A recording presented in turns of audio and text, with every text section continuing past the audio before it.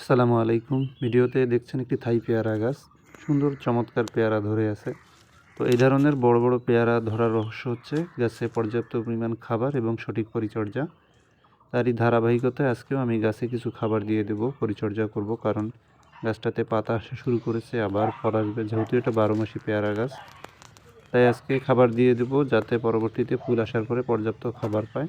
আর potash সার আপনারা জানেন আছে ফল বৃদ্ধিতে সহায়ক, ফল বড় করে এবং ফলের সাইজকে বৃদ্ধি করে, ফলের ঝড়ে ফল যাতে ঝরে না পড়ে সেই ঝরে পড়া রোধ করে।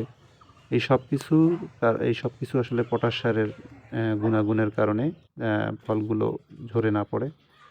তো প্রথমে একটা শক্ত কিছু দিয়ে গাছের গোড়াটাকে খুঁচিয়ে দেব। খোঁচানোর পরে এরকম 2 চা চামচ পরিমাণ পটাশ সার মাটির সঙ্গে মিশিয়ে দেব, লাল পটাশ।